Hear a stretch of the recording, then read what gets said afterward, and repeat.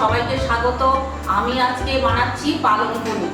এই পালং পনির রেসিপিটা রান্না করতে যে উপকরণগুলি লাগছে সেগুলি হলো 1 বাটি পালং শাক নিয়েছি, 200 গ্রাম পনির, 6টি কাঁচা লঙ্কা, আদা পেস্ট আর কাজু বাদাম পেস্ট, পরিমাণ মতো সর্ষের তেল, 1 বাটি লবণ, চিনি, সাদা তেল, গোটা জিরা আর একটু হলুদ। প্রথমে আমি জল দিচ্ছি, পালং শাকটা সেদ্ধ করার জন্য জল দিচ্ছি। শাকটা দিয়ে দিচ্ছি,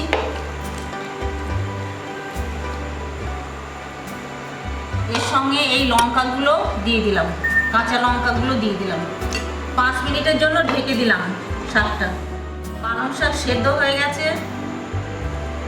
এইবার এই পালং শাকগুলোকে পেস্ট করে নেব।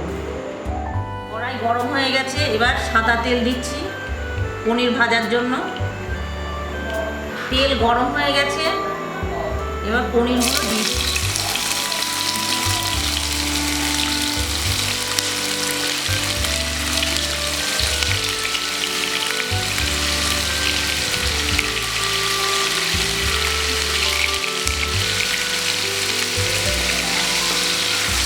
পনিরগুলো ভালো করে ভেজে নেব।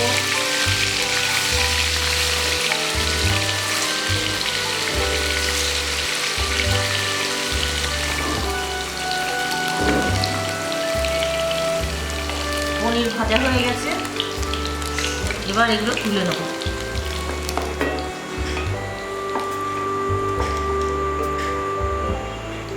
এবার সর্ষের তেল দিচ্ছি, তেল গরম হয়ে গেছে, গোটা জিরে দিলাম,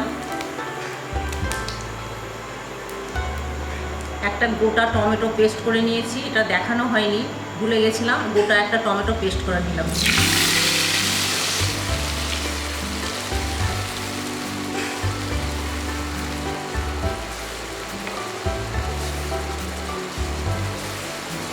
আদা পেস্ট দিচ্ছি, আদা,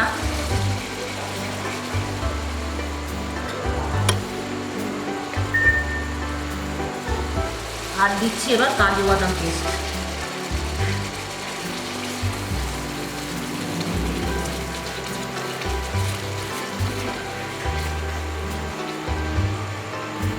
একটু হলুদ দিলাম, একটু লবণ,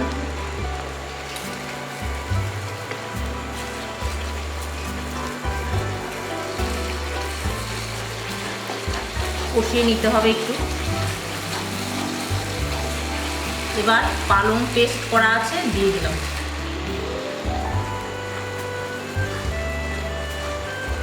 এবার এই পালং পেস্ট দিয়ে কষাতে হবে।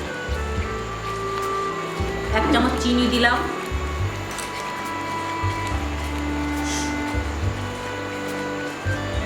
এবার পনিরটা দিয়ে দিলাম।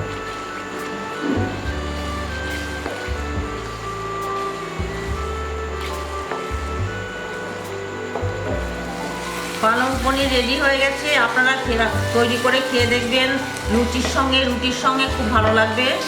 এবার আমি নামিয়ে ফেলব।